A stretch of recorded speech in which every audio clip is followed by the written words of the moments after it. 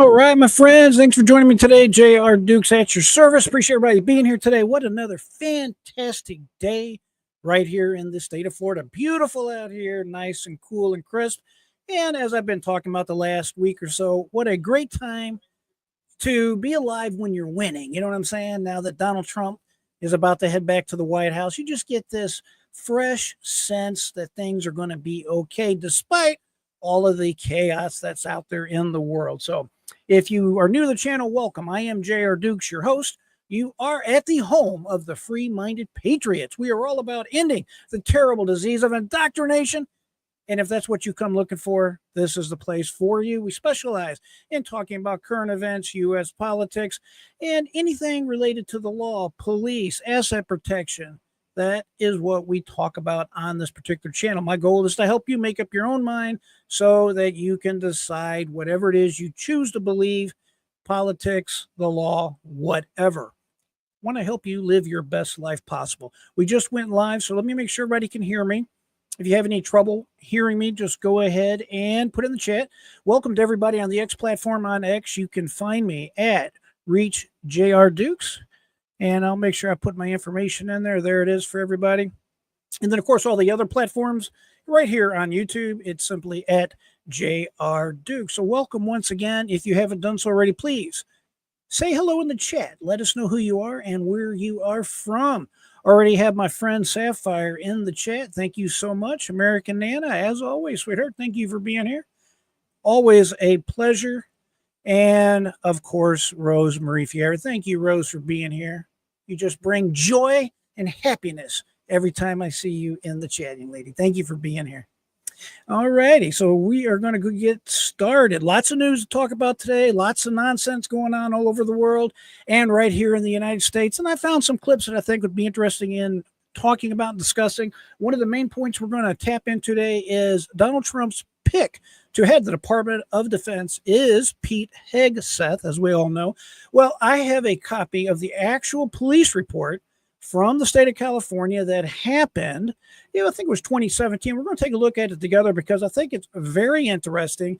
And if I'm being perfectly honest with you, I don't believe everything that this young lady is saying in this report. There are some conflicts and just some issues that kind of get my spider sense tingling. And we're going to we're going to talk about it. We're going to take an in-depth look into it. I want to give you a heads up on the front end. Although I personally like Pete Hegseth, I know there's going to be a lot of problems at his confirmation. I'm not sure it's a good thing that someone's sexual behavior is effectively a consideration and it's out for everybody to see and talk about. It has to be very painful for any individual involved in this. And I'm not sure if that has anything to do with his ability to perform the job that President Trump wants him to do. Unfortunately, nowadays, it is apparently fair game. And the truth is, when we look at this, I think you guys can honestly agree with me that he has some, let's just say on a personal level, he has some ethical considerations as far as fidelity. And again, I hate to judge the man like that because the truth is none of us are perfect human beings. As the Bible teaches us, we have all sinned and fallen short of the glory of God. And I am no exception, but I'm not the one that's up for the nomination of the person tapped to lead the Department of Defense. But I digress. I don't want to get too deep in the weeds on that, but we'll see how it goes. All right, let's go ahead and dive right into it. Again, any questions, feel free to let me know. Oh, and I want to go ahead and put in the chat this link. Now, this is an updated link, but I believe the way that they handle this on the StreamYard here is that this will be my link for these type of live events going forward. So once you get used to this link, it should work in perpetuity. Now, if you would like to call in and join me by video, just click on that link. You can do it right from your cell phone. If you are like me and you're bashful and you don't want to be on camera, okay, that's my attempt at a joke. If you just like to appear as far as your voice, you can just simply call into the program and ask any question you like or make a comment accordingly. Without further ado, we're going to go ahead and move on, and I'll get back to the comments here in just a second. I'm assuming everybody can hear me. It sounds good from my end, and it is working the way it should work. So let's go ahead and dive into it. Let's go ahead and see what our favorite president President-elect Donald J. Trump is up to today. This is actually breaking news just 16 minutes ago. As you can see on your screen, maybe you can't see it if it's too small on your phone, but I'm going to read it to you. So don't fret, don't worry. Donald Trump-elect goes, I am very pleased to nominate Russell Vought from the great state of Virginia as director of the United States Office of Management and Budget. They call that the OMB. Obviously, President Donald Trump-elect is rolling out his nominations in a record-breaking way, so it's full pedal to the metal. Unfortunately, Matt Gaetz, of course, has withdrawn his name for consideration. The bottom line is there's no reason for President Trump to spend political capital trying to push through a nominee. And listen, I've had issues with Matt Gaetz. I know we've talked about it on this program, but I think he would be the right kind of hammer for the Department of Justice. However, it is not meant to be. There are too many chicken Republicans, unfortunately, in the Senate as of right now. But I think it was wise of Donald Trump to decide, listen, instead of going to war over this one nomination, I'm going to effectively hold my punches and I'm going to worry about it further down the road, which I believe would work out in the best interest of Donald Trump at a later time. Moving on, Donald Trump has come out today and he said that he is nominating Scott Bassett to serve as the Secretary of the Treasury of the United States. And I think that was pretty well it. He posted a video about this one platform that he likes to call people's attention to the red wave. It's California, just another podcast of sorts. And then, of course, we just talked about Pam Bondi. Now, I will tell you that I love Pam Bondi, if I can get her name correct today. She, of course, was a two-time attorney general in my home state here of Florida. I am broadcasting to you live right outside the great state of Tampa, the great city of Tampa, Florida. So, Pam Bondi, she has a distinguished record as an aggressive prosecutor, and I think she's going to sail through confirmation in the Senate. I don't see anything really as a hiccup for her nomination. The only thing that kind of pops into my mind, just a very teeny weeny bit, is you do have some of these woke Democrats, ladies and gentlemen, that are already starting with the fact that she was an election denier. We've obviously talked about that many, many times on this program, but if you don't agree with the mainstream woke individuals, you're labeled as a denier, climate change denier, election denier. If you don't think the way they want you to think, and that's not what we're about on this program, you are a denier. So if I have to be a denier, so be it. But I think that is a small hiccup as far as questions concerning her nomination. I think she's going to sail through with no problem whatsoever. She has a very distinguished career. I did hear some commentators talking today about the fact that you all remember Donald Trump had many businesses, many different things he tried out. Well, at one time he had Trump University. Now, Trump University eventually filed for bankruptcy and it's now defunct, but there was allegations, and there's really no nice way to say this, but did Pam Bondi accept a bribe not to pursue Donald Trump as far as fraud goes relating to the so-called Trump University? Again, it's stuff from a long time ago. There's no proof showing that there was any type of quid pro quo. So I don't think there's really anything to be concerned about. And as I like to often remind everybody about, none of us, when you examine us, especially if you look back at our entire lives, would have something in our past that someone could not raise a concern about, or at least state some type of objection. And I think that's very clear with any candidate that's coming forward. One other quick note too, have y'all noticed that President-elect Donald Trump, he is not vetting his choices to head these departments through the FBI? I wanted to bring that to your attention. I think that is so smart on the president's part, because he knows what's going on in the deep state. This is the deep state. This is what's crooked about our society. Donald Trump now knows this, having the benefit of hindsight, because he has served 4 years as president of the United States. He's not going through the FBI and the traditional checks. And the reason for that is he knows, as we have found out with several of his past officials, secretaries, whatever you want to call them, the FBI will basically dig through someone's past and pull up anything and everything they can. And then if they don't like that candidate, because that candidate is an agent of change, they go ahead and leak negative information about a potential candidate to the so-called legacy media. and it causes all kinds of problems and concerns. And basically, it's a good way for the deep state to take out individuals that are what I would refer to as agents of change. And thank God Donald Trump has been there, done that, has the t-shirt, so to speak, and he is not taking it this time. I think that is absolutely wonderful and fantastic. One last time, hello to everybody on X, YouTube, everything's looking good, and our friend on Twitch as always. So without wasting any more time, let's go ahead and take a deep dive into the main story that I want to talk about today. And then I also want to show you a clip from The View today. This is really hilarious because you have The View. I think today I counted, it was at least 3, probably 4 different legal notes. And it's really funny to see all these so-called legal notes. And I want to tell you what is behind that. It's interesting. And yes, it has everything to do with the incoming Donald Trump administration. So let's go ahead and take a look at this first news clip so we can kind of get started with Pete Hegseth. Then I want to, like I said, I have his actual police report from the police department there in the state of California, and I want to take a look at it together. So here we go. All right, here's the first article. We're just going to take a quick breeze through this, and then we will move on. This is from CNN. From today, police report reveals new details from sexual assault allegation against Trump's defense secretary nominee. And remember, this guy was a past host on Fox News. I believe he had his own show, if I remember right, in the on the weekend, I should say. I like the guy. I haven't had no trouble with his reporting. I thought he was what I liked about him is he's ex-military and he's pretty plain spoken. So that is something a lot of people liked about him. A California woman told police that Trump cabinet pick Pete Hegseth physically blocked her from leaving a hotel room, took her phone, and then sexually assaulted her, even though she remembered saying no a lot. A police report obtained by CNN shows.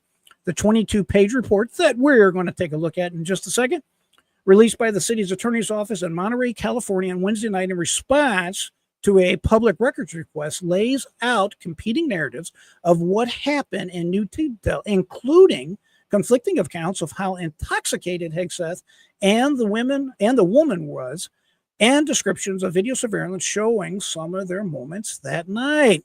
This is what you call very salacious materials.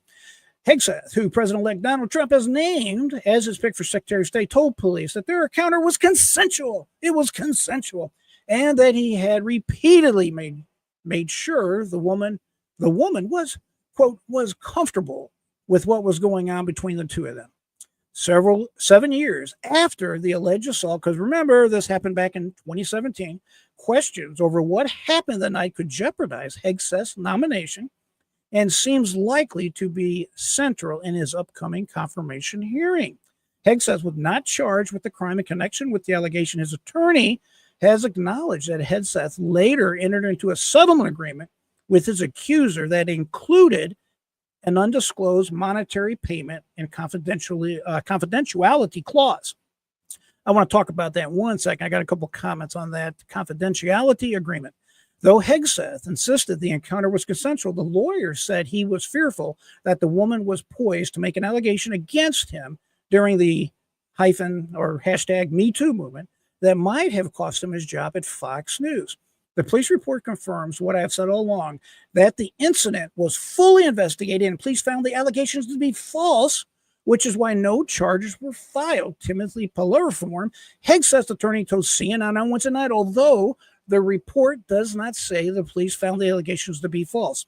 We can assume the allegations, I don't think you can say they were false per se, but obviously the police or the prosecutor's office there in Monterey, California, did not feel there was sufficient evidence to go forward with the charges. Because generally speaking, the police or the district attorney's office, solicitor's office, they're not going to say that this guy is innocent or generally this didn't happen. A lot of times you're just going to release a statement saying we did not bring any charges or there's not enough evidence to go forward or words to that effect. In a statement, a spokeswoman for Trump's transition team also claimed that police found the allegations to be false and called Hegseth a highly respected combat veteran, which he is, who would honorably serve our country when he is confirmed as the next Secretary of Defense, just like he honorably served our country on the battlefield in uniform. Now, I got a question for you folks, and if you would put it in the comments, I would like to know. Do you think it's fair game on an appointment such as this to head the Department of Defense what someone's sexual history is? Remember, they did this to Judge Kavanaugh on the U.S. Supreme Court. I mean, folks, you talk about embarrassing. Weren't they talking about situations or allegations or facts, not facts, as to whether he was a virgin in college? Oh, no, no. When I was watching that, I was turning red myself. I was like, that is embarrassing. If my kids had to listen to that, I think I would just skip the nomination to be on the secretary or be on the Supreme Court. I'm just telling you, that's just too brutal. And if it was true, that would probably be even more embarrassing. But I digress. It's just so salacious. It's so inappropriate. And I know we live in a society now that is all about identity politics, right? Well, I'm all about things being equal and being fair. Let me put it this way to you. If Kavanaugh would have been a woman, Mrs. Kavanaugh, do you think they would have had that line of questioning against Kavanaugh? I can tell you, ladies and gentlemen, the answer is no. No way. No, sir. I just don't see that as being a line of questioning. So, and you guys know me. I'm not one of these that will sit around saying, hey, there's no difference in guys and girls. We know there's difference in guys and girls. It's just the way it is, and we can accept that. I don't want to have a woke mind. I don't want to be drinking that Kool-Aid they're trying to sell us nowadays. And if anyone in this conversation does not believe there are differences between men and women, just drop me an email or let me know, and I'll send you a picture of a naked man and a naked woman, and we'll talk about the differences. So what I want to talk about is this confidentiality clause. Does this confidentiality clause mean that Hegseth has done something wrong or that he is guilty of something? Well, I would submit to you that the answer is no. It doesn't mean anything at all. It is the case that, especially in our country, quite often we will have somebody, I used to call it in my business life, we would call it buying peace. Now, I didn't have necessarily sexual harassment type situations, but you might have a disagreement with a customer, with a vendor, with a former employee, with a subcontractor, whatever. And they would say, I have been wrong, whatever the quote unquote damages is. A lot of times you will just decide to go ahead and pay a certain amount of money just to buy peace. And generally, in those provisions, you generally have not only an immunity clause, in other words, they will make sure that you are taken care of should there be any type of cause of action brought against you by that person's heirs, representatives, just anybody, employees, children, whatever, that would say that, hey, this person wronged whoever it is that's suing. Let's just call them the plaintiff. It's effectively what it is. It's a blanket document that says, hey, we're going to buy peace. We're going to settle. The confidentiality is normal. I'm telling you, it's normal. And let's be honest about it. In the midst of this Me Too nonsense that's been going on and attacking a lot of wealthy and very powerful men, I don't blame them. I would not take the chance of risking my job on Fox News either with some type of allegation. Let's just be honest about it. If the allegation is made, you think Fox News is going to hire him before they hire him for that job? No. So a lot of times it's better just to go ahead and pay the money. And I know I hear this all the time. It's the same question as, hey, why do people plead guilty in court when they're not guilty? It happens every single day. Every single day in our country, people are pleading guilty to crimes. People are effectively agreeing to a liability settlement like this because of a very simple reason. This is the only way to control the outcome, aka buy peace. Work it out, settle it so you can move on with your life. Does that make sense? I think that's pretty clear and speaks for itself. So I don't want to spend too much time on that one particular project right there. And I think my friend is ready to join our conversation here. We'll chat with him for a second. How we doing? Special guest alert. Let's see. Special guest alert. We should have our buddy. Here we go. How's it going today, sir? Make sure you don't have, make sure you're not on mute. Make sure you got your mute off so that we can hear you clearly. I hope that that works clearly, but there it goes. Now you're on. Say something so I can make sure we can hear you. I can't hear you, young man. I don't know why. That's unfortunate. Yeah, you're not muted. I'll let you play with that a second, but if we're able to get the communication fixed, it's my buddy from Sapphire Ridge News, Mark. I appreciate you joining in with us today. Anybody else like to call in? Don't hesitate to do so. I have your mic open, young man. Why don't you work on that for a minute? And if I hear you, I will let you know, and we'll get back to Mark. All right, let's go ahead and move on. How about that? I got you. All right. All right. You got your back. What's going on? What do you think about this? Oh, this is really interesting.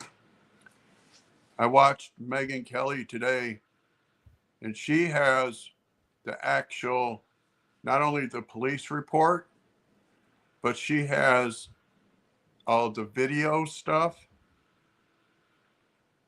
And she said it's all a bunch of BS. She said, yeah, I've saw some of her reporting on that subject. Yeah. And you know what's interesting about Megyn Kelly? I think I got the video right here. Megyn Kelly was also discussing the fact that she worked with Pete Hegseth. He was, because she was at Fox News. Remember that? Right. So let me switch over to this other screen here, my friend, and we'll take a quick peek at that. She worked with him at Fox News. I know she was at Fox News for years, and then I don't know if she quit, got fired. I'm not sure what the backstory is with that. She quit. Did she quit? Yeah, she didn't like the stuff that was going on with Roger Ailes.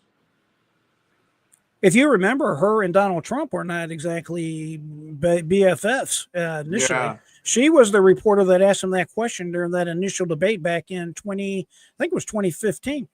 Right. And she asked him that question about, you've called women pigs, you've done this with women, you've done that. And that was when he made that comment that only Rosalie O'Donnell. Yeah. That was pretty funny. And man, I tell you what, you could look at her face if you went back and looked at the video. She was not a happy camper, my friend. She was pretty PO'd about the situation. I'm sure many of y'all out there remember that particular exchange. It was hilarious. But, you know, I also thought that brought her a lot of views, a lot of eyeballs were on her as a result of that. Because let's face it, that was one of the most memorable moments from the 2016 election, as far as I'm concerned. It's one of the things that sticks out in my mind. So let's take a quick listen since Mark brought that up. And then, Mark, if you'll make a comment, just let me know. But let's listen for a minute or two and hear what she says. And again, we're about to take a look at the document ourselves, and we will take it from there. The police department report, the police report involving this woman's allegations against him out in Monterey, California. And I need a shower. It's all so seedy and gross.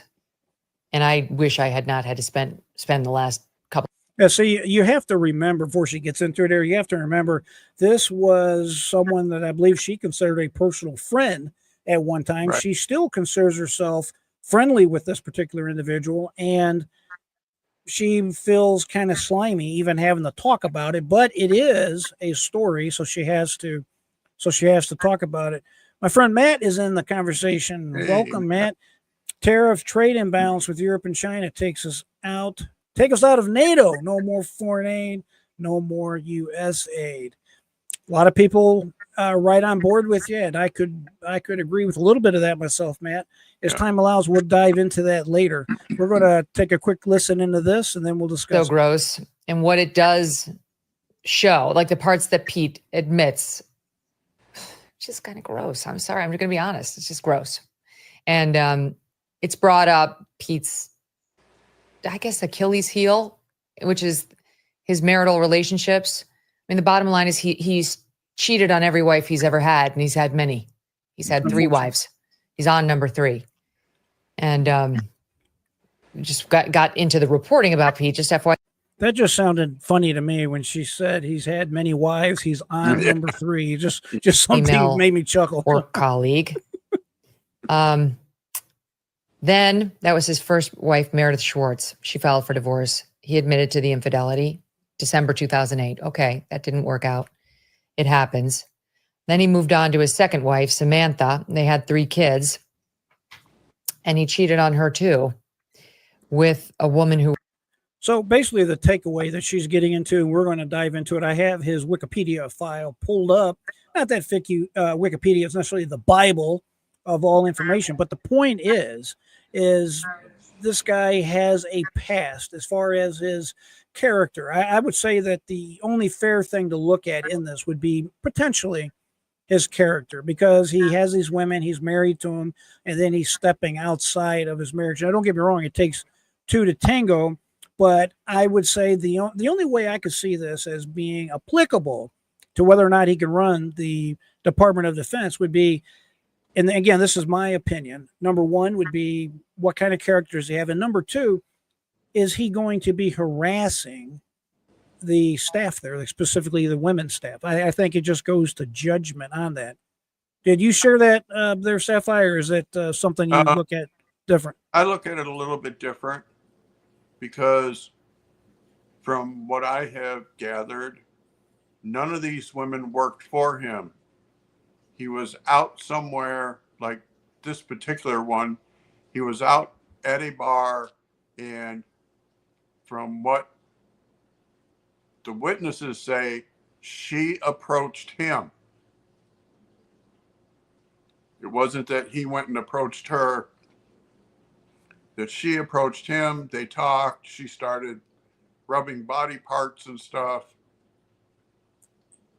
Yeah, and here's the icky thing about this. Allegedly, and this is the complaining woman. Matter of fact, here is his current wife that you see on the screen. Right. This woman was a producer on the Fox News network. Right. And they ended up having a fling together. And he, after they got together, because as a result of them being together, she obviously got pregnant. He divorced his second wife, and now he's married to her. And if the allegations are true, he effectively was cheating on this woman here, which again is so humiliating and embarrassing. I feel like a Jerry Springer episode, if I'm being perfectly honest with you today, because it's. Yeah. But I mean, it has to be talked about. Mark, let me ask you this: what about the fact that this is a serious position of trust, and a man that has a wife and then steps out repeatedly when he makes a commitment to his wife, to a particular person, does it not impugn his character in your mind, or do you draw a distinction, and if so, why? I draw a distinction because there are many, many Army generals that step out on their wives. They're deployed for a year overseas, and things happen, and it becomes a pattern. Man, tell me why it doesn't make a difference. You said, no, it doesn't. Tell me why. Why doesn't it make a difference? Do you have a reason? I'm curious on that. I'm going to tell you, ladies and gentlemen, I hate to admit it, but I think it is something that has to be considered, unfortunately, because I would worry about the women around him that might be subjected to his advances. Because if he takes this position, he's going to be in a position of authority, a position of power. And we know with his current wife, this was a colleague. I think, I don't know what the actual power relationship or any power imbalance, if any, that there would have been there at Fox News, but she was a producer, is my understanding. And as a producer, I'm not sure if they're over a host, so to speak, or not, but it's kind of like Megan Kelly was saying. It just kind of, it's kind of icky. I totally agree. And Matt says that he doesn't think it makes a difference. I don't believe any allegations against high-profile people I demanded through. I will agree with you on that, Matt. I take a very hard look at any of these allegations, especially when they're powerful, wealthy men or women, for that matter. And I think there could be an argument to be made that it just doesn't matter. I don't. I think it's something that I didn't read his comment there. Yeah, let's hope not. Yeah, but I could see his point that it doesn't make a difference. Go ahead, Mark. Mind here is Megan Kelly says that the girl is lying because the police asked her to do what's called a pretext call, which means she would call, they would be listening in, she would accuse him of these crimes and get him to admit on the phone while it's recorded, and she outright refused. She said, Well, I think there's a lot of there to consider. I wanted to take a look at American Nana's comment real quick, Mark, then we'll get your take on here in a second. It says a cheater is a cheater, but can he do the task at hand? I've worked in the construction world most of my younger years. It could be a liability. Trump will make the decision. I think that's a fair way to look at it. And then Matt replied, the news is just fake. And finally, American Nana, again, a dog is a dog, but most are good workers. Roof. I agree with you, American Nana. Sorry about my humor tonight, folks. It's really out of sorts. But comment on that there, Mark? no, I think that American Nana is right. You know, it's not, I wouldn't consider it a character flaw because he was in the military. If this was a character flaw, he would have gotten a Article 32 hearing and been kicked out. Well, I will say doesn't tolerate, bad character. No, I got you on that, and I will say that if this is a justifiable thing to take a look into as far as his character is considered, I would say the opposite of that would be the fact that he has served this country for so many years and served. I believe he's a war hero. I believe he's a decorated war vet. Yeah, and in my mind, I think that he also ran a veteran service organization for many years, and he gave up that VSO to go and work for Fox. I would say this. Let me say this, Steve. The allegation, it might be fair to at least hear his take on it. I think that's fair. I really think that this particular allegation we're going to take a look at is very suspect.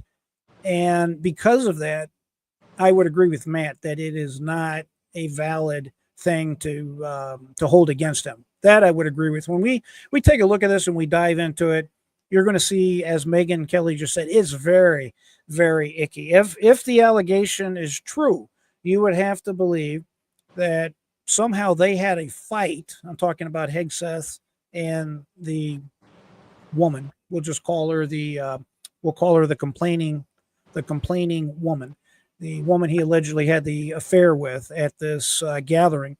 But they had some kind of fight, and then yet they still agreed to go back to his place. The allegation would be that they had relations together there till like 3, 4 in the morning, and then she left and went back home to her husband. She's married. She went back home to her husband, climbed back in bed with him. That this is the allegation that we're going to read. Not only that, ladies and gentlemen, you would have to believe that this is really, really difficult, but you would have to believe that first of all, she claims that the allegation happened 1 in the morning, 11, 12, 1, whatever. So let's just say Saturday into Sunday. But here's the problem that I have issues with. It took her all day Sunday, Monday, Tuesday, Wednesday, and then she filed a police report on a Thursday. And I know where people are going with this. Some victims don't complain right away. They're in shock. I get all that. You can be in shock. I really do understand that, but I'm just telling you that it is something to think about. And I know that I've had some people get a little sideways with me because of a comment that I make like that. But I'm going to tell you on my channel the way I see it. If I see something a certain way, it's my opinion. You can make up your own opinion. That's one of the things I'm all about on this channel. But it is really incredulous to me that if what this complaining woman said, she was saying that she was slipped a roofie or that she was intoxicated, and that's completely contrary to what other witnesses have said. She seemed very coherent. She did not seem like she was intoxicated. She did not seem like that there was any other issues. What do you think about that, Mark? Yeah. Especially, they have several witnesses that said that she walked on her own power, never appeared to be drunk. Even the bartender said that she had one drink and did not appear to be intoxicated at all. Let's go to the comments here real quick, Mark, and let's see what our family is saying about this. Matt says, Christian background, yes. However, I live in the real world. I'm not looking for a preacher to run this country. We need hard men, difficult people, a very unpleasant man. Thoughts before I give you my thoughts on that? Yeah. All we need to do, he just wrote a book about how China is eating our lunch in Asia and what all we need to do to correct it, and said that we need to get away from this DEI garbage and clean house. And that, in my opinion, that's why all this is coming out, is because they're afraid that he will go in there and do just that, clean house. So the bottom line is, you would agree that effectively allegations that someone was not prosecuted for should simply be dismissed because they're not founded. Right. There's no conviction. Right. Because if the police thought he was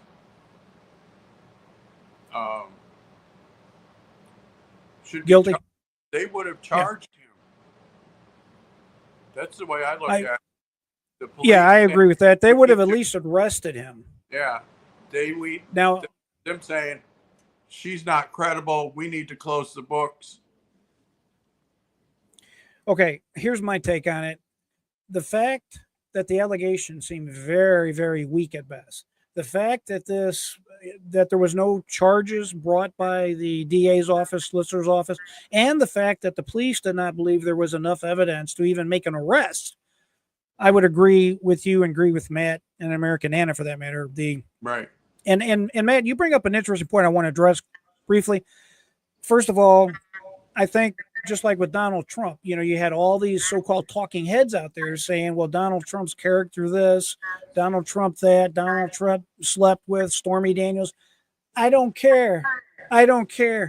It doesn't matter to me. Right. We have had this conversation, Mark, and it boils down to what Matt is saying right here. We do not elect a president as the Pope. We're not looking for this guy to head the Department of Justice. I'm sorry, the Defense Department as a Pope. When we're not looking for a leader of our church. If this was someone that was looking to fill in a preaching post or something like that, that might be something to consider. It might be something worth looking into, and the other past allegations of sexual impropriety. But the more I'm talking with you and talking with Matt, American Ann, I think that the weight of the evidence should be that it should not matter, not for these types of positions and for charges that were never filed, an arrest that was never made.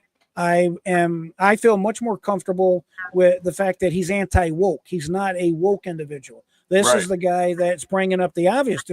There are probably issues with men and women serving in combat roles. And with this woke society that we're living in right now, and these woke officials leading these departments, one of the main problems that I see is instead of having a very fierce and well-functioning military, they much rather be focusing on equity. They would be focusing on inclusion. This DEI crap is exactly what they're focused on. And when it comes to the military, ladies and gentlemen, the military is there to keep us safe, there to keep our allies safe. We're not looking for DEI in the trench on a battlefield. On the battlefield, we're looking for warriors that can kill, warriors that can do the job that needs to be done. What do you think? he made a recent comment in an interview on his book. He said, this DEI stuff, he said, we're training our soldiers to ask the enemy what their proper pronoun is before they engage the enemy. He said, what the hell are they supposed to do? Walk across the battlefield and ask what's your pronoun? He said, this is crazy. There was a video out there of the senator. I'll see if I can find it later, but it's a senator or somebody giving a recent speech to the press on a press conference. And he was up there and he says something to the effect of, hello, y'all know me as senator, representative, whatever. And my pronouns are you lost. Yeah, I saw that. Did you see that? Did Yeah, you I see saw that? that. I thought that was hilarious. And I just want to point out real quick, American Nana, I was thinking shock. I was thinking hush money. And she agrees with Matt. No conviction, no problem. And I can understand that. And for the most part, I think my position on this matter has evolved a little bit more to the right, even than what I was. After talking with my family, I agree. It's not consequential. There was no arrest. We need to put people in these positions that can get the job done that needs to be done. As a matter of fact, my buddy Matt, and then I'll go to you, Mark, for comment. My buddy Matt has a very articulate way of putting this. Winning and results matter. We need results. I want to win. I agree It with says, that. I want my people to be wealthy and happy. I couldn't say it better myself, Matt. Thank you. I agree Thoughts with on that there, Sapphire? I agree with him. You know, for the past 4 years, we've been so caught up and worried about people's feelings. We need to stop. We need to stop worrying about, oh, did I offend you? Oh, did I offend you? It's like, what's wrong with us? That's been getting old with me too. I totally agree with you guys on that. That is worrying about not hurting people's feelings, worrying about whatever. It is way out of focus. Matter of fact, over in England and stuff, and I have some videos on this if time allows. They're going to the polls, I think, tomorrow. It was either today or tomorrow. They're going to the polls this weekend, is what I believe it is, over in England, specifically in Ireland. They have a serious immigration problem over there. And the point is, they're getting more and more like the American electorate is, where we're tired of it, where we're tired of being told we're bad, like Barack Obama was telling us all, and that we're a bunch of racist people. That's just nonsense. That we are all misogynist, or that we engage in misogyny, that we are all xenophobes. I mean, whatever these big 25-cent words are, I'm tired of it. Absolutely done. Thoughts? Yes. Also, in the UK recently, they passed a law that just looking at propaganda gets you 5 years in prison. Yes, sir. You and I have talked about this. Yeah. And what I'm really concerned about is this assault on our free speech, ladies and gentlemen. You hear Elon Musk and Donald Trump talking about this, but this is very, very real. It doesn't seem like a big deal, but what I'm trying to explain to you, it's a slow creep. And even right now, it's not so much even a slow creep, taking a little away here, a little away there. Again, misinformation, disinformation. They've been targeting Elon Musk. I will restate what I've been saying about Elon Musk. The reason he came out so forcefully for Donald Trump, in my estimation, he's worried about going to prison. He's worried about being extradited from the United States and being in a British prison, just like they did to the guy that owns Telegraph in France, all part of the European Union. He was traveling around outside of Russia. They got him, arrested him, and they're going after him because he refuses to back down, in part on the free speech, the free speech subject. And in addition to that, you have someone like Elon Musk. He knows if he's not extradited, he knows that the woke Democrats will effectively put him in jail or attempt to do so, like they're doing with Donald Trump, like they were doing with Donald Trump. And well, they're still trying technically. And he knows that at a minimum, they're going to do everything they can to try to take Twitter/X from him. They've already been trying that with the advertiser boycotts. Now that Donald Trump has won, if you notice, the advertisers are coming back. People are starting to act more normal. Let's put it that way. They know where the American voters are. They know Donald Trump. You know what? Donald Trump is now Americana. Donald Trump is now mainstream. Donald Trump is cool. Donald Trump is hip. Mm-hmm. Look at that Madison Square Garden fight last weekend. I think it was last weekend. He was out there, and one of the videos I got for us today is a brand new video of Donald Trump at his home in Mar-a-Lago. He's out there just kind of dressed casually, which is a little bit unusual for Donald Trump. And then he starts into his dance that everybody's been dancing. And I mean, everybody just loves it. Just loves it. And it's just good. It's just good to see normalness returning to the United States. What do you think? You guys agree with me on that? Slap in the comments. Let me know if you guys feel that way about that. I agree with you 100%. It just feels good that normalcy has come back to being in vogue. It just feels good. American Nana says Ireland is doing the same thing. Illegals first, and they are BS. Yeah. And Matt agrees with this too. You know, one other thing I'm going to tell you, because I'm going to practice my free speech, and I'm not trying to sound racist. It's just the way it is. What's going on, especially in Great Britain, Ireland, and Germany, is they have all of these Muslims over there that they let in. That Merkel, and I cannot stand that Merkel, the former prime minister from Germany, she let in 2 or 3 million that came up from Syria. See, it's not necessarily a problem that they're Muslim. That's not it. Right. What's the problem is that they will not acclimate to the society. They will not come and merge with the society. They want to basically set up Sharia law in England and in Germany, and especially Germany. They have a problem there, my friends, a huge problem because of the amount of immigration that they have allowed there. And it's not like here where it's illegal immigration and they can put them all back on a bus or a plane and ship them back. She allowed them in. Merkel did that. Right. And I hope they hold her accountable some way. I'm not sure exactly how they can do that. Let me look and see if I can find that video real quick. You guys would be shocked at what's going on over there right now. I saw a video today. It was downtown London, and one of the guys out there is out there with huge speakers, and they're doing that call that they're doing. Listen, I have nothing against Muslims or any other religion or group. God bless every peace-loving, freedom-seeking, whatever. I'm all happy with that, but not when they are not assimilating into society and where they are committing crimes and they're actively going after the citizens there in an illegal way. And basically it's an attempt to take over from within. Let's take a look at this before we dive into this document here.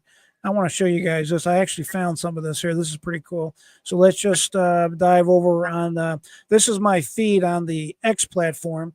So let's take a quick peek at this together, and I think you guys will like this. Let's see how this turns out. But anyway, this is Donald Trump, and this is from Johnny MAGA. Ultra Rare Trump just dropped. Short sleeves, quarter zip with the white MAGA hat. So amazing optics. Now, this is not the video we were just talking about, but I mentioned it a second ago. So let's take a quick listen to this and enjoy.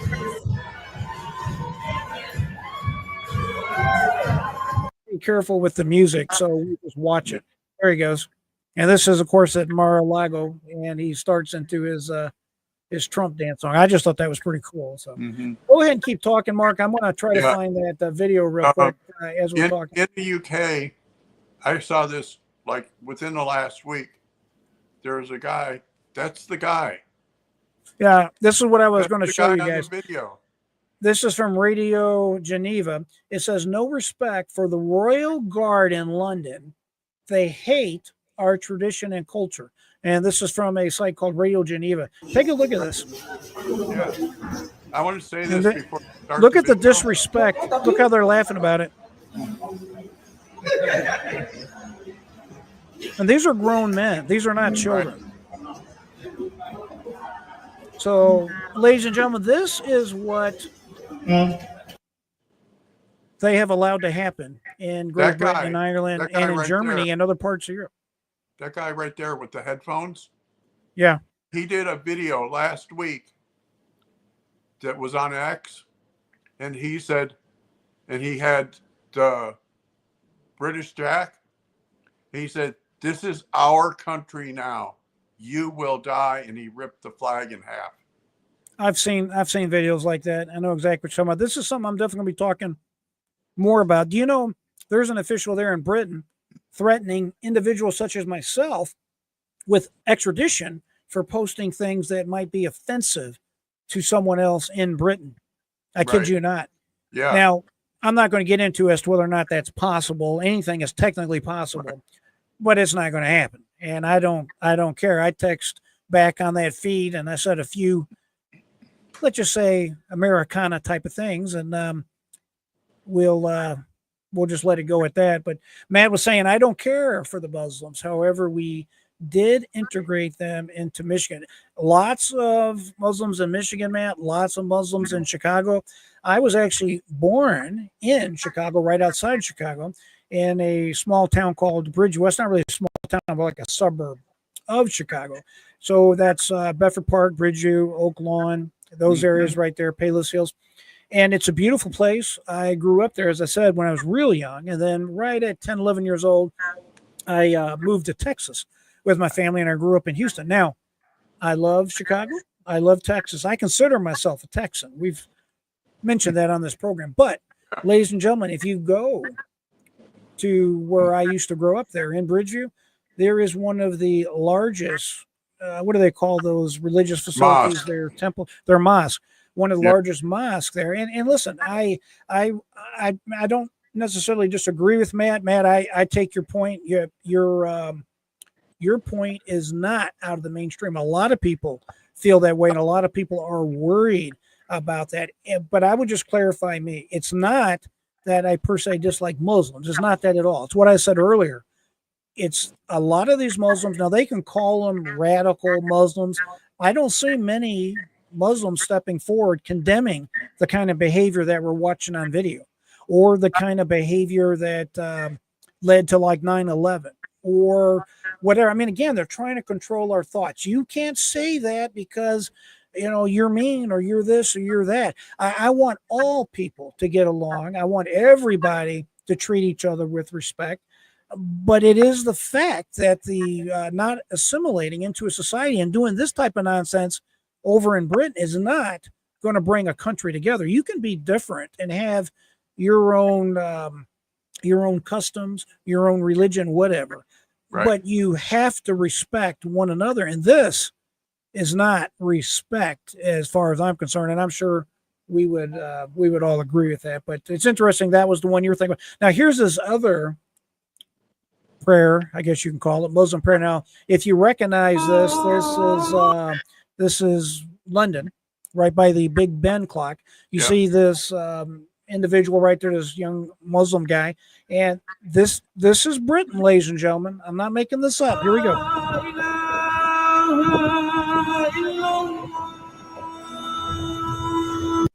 The caption there says, "London is lost." And this type of thing goes on in London and all across the European Union all the time. Did you ever think we would see in our modern Christian, because Britain is officially Christian. It's the official religion is the church. What do they call it? The Church of England, I believe. Church of England. The Anglican.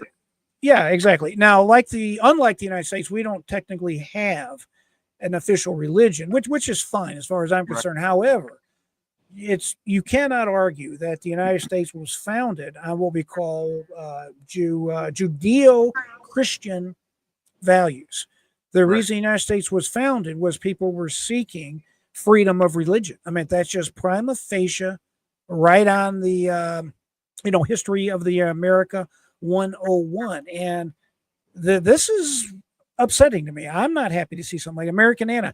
I read the Quran, and they are doing exactly what their book says to do. They do, however, think of Jesus. Yes, they do. They actually have Jesus as a prophet. Again, I don't want to go down too far this rabbit hole, but there are a lot of people that were former Muslims, especially here in London. They found Jesus, I guess is the best way to say it, and now they are spreading the word of God, our Bible, to other Muslims. And this one lady, her name escapes me, but I'll see if I can't find it next time we all meet up. But she has been attacked, and it's on video. You can see it, anytime you just simply type it in. It's not hard to find. But her life is threatened constantly because she left the Muslim faith as a Christian now, Right. and she has some very choice things to say about the Prophet Muhammad, and it's true stuff, but it's stuff that that's kind of kept from the public, and it's in the history books, and there's a lot of things in the Quran that are problematic. Go ahead. Is that Iriana Hirsi Ali? It probably is. That name sounds familiar. I think that's exactly what we're talking about. Yeah. Just interesting how that is. I pray for her all the time. She's a very charismatic and well-spoken young lady, and I wish her well. And the other one, ladies and gentlemen, I want to be clear about this. I want to make sure I clear this up the best I can, Mark. And that is, it's fine to have immigration. It's fine to have a community of people of all faiths and from all over the globe. I don't have a problem with that. I really don't. What I have a problem with is these people were let into these countries effectively unvetted. And you, as a society, you have to have a honest conversation with yourself, with the voters have to decide this between themselves, and trying to put lipstick on this and trying not to offend someone's feelings is not going to help the situation. I'm telling you, these people will not assimilate, and that is not good for a healthy country. I think that's about the best way I can say it. You agree? Absolutely. Yes, it is up to them to fix that, but the problem is it's causing a lot of strife and a lot of just internal problems with their people, with their government. And I guess what I'm trying to say, we need to be mindful of this here in the United States. Right. This is another reason that having open borders is not a good thing. There are people coming across our northern and southern borders that is from these regions of the world. And I don't know, because they're not vetted. I don't know what their intentions are. I don't know what. I'm 120 miles from the Canadian border. Well, the point is, our borders are way too porous, and not knowing who's coming across the border is unacceptable. And I, for one, I'm tired of trying to choose my words carefully and all this other crap. I love America. I love Americans. I love our country. I love our people. And we have to protect our people. And for one, I'm tired of worried that I'm going to say the wrong word to make someone mad or sound like a racist or whatever deal. Listen, I'm not a perfect person. I may say something inadvertently that may not be exactly what I mean. But the bottom line is, we have to know who's coming in our country. We have to know that they're not a security risk to the country. And when you bring people in from this group of people, we need to be very cognizant of, we need to know with our eyes wide open that these people don't assimilate into our society. And if that's okay with everybody, so be it. With me, it's not okay. And I think it's something that we need to all be aware of and think about. So what do you think? I agree. Something that was really telling, like, this was about 2 months ago, and I kept seeing these reports from the UK telling Americans, please elect Donald Trump. Please, we need Donald Trump. Please, we need him. So I started paying attention to it because of that. Yes, exactly. Now, take a look at this here. You know, when I told you earlier that these people were chanting that we got one more day, and I'm going to read the caption in a minute to go to the polls. Look how elated and happy these people are. They're out protesting, but they're tired of this immigration nonsense that they have going on right now in their country. This is Ireland. This is Michael O'Keefe. 1 week from today, so it's 1 week from today. My bad. The Irish go to the polls. It's time to start taking our country back. So we're not the only people Right. thinking of this. And I think instead of just allowing stuff to happen, we need to be very cognitive of exactly what we're doing if we allow this type of stuff to happen. I think that is probably the best way that I can say it. So let me check out the comments, make sure we're all caught up on that, Matt. Matt saying, celebrate, we won. The world will probably change. It's going to take a lot of work, a lot of people of all colors and religions are on the pirate ship. Matt, excellent way to say this. And you are right, Matt. It is such a blessing that Donald Trump has won. I, for one, was very concerned that he would not win.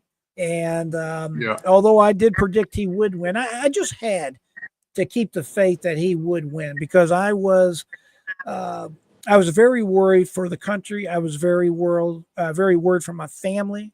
Not so much myself, if I'm being honest with you. I'm not really worried about that, but I was definitely worried for my children, my grandson, just all those in my privity. Very worried about it. And thank God that this worked out. I want to go ahead and make a comment if you have one, Mark. I want to show somebody. I want to show you all. I want to share with you this quick little diagram I made today. If you got a comment, go ahead.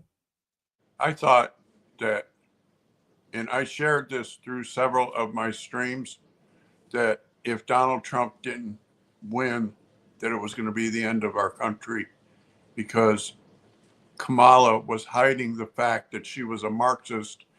You and I and other live streamers were talking about it, but the mainstream news refused to talk about it. Yes. Yeah, it's very scary just how close to the abyss we kind of came with this. We have talked about that. So let me show you this quick little chart I want to show you guys. And I'm not trying to impugn Donald Trump's win, but I just want to show you how close we came to the abyss, as I call it, right? This number right here that you see, this is as of today. Okay, it might have slightly changed because it's like 99 point some percentage of the votes that are in. But this is what Donald Trump won. 76,783,730 votes, right?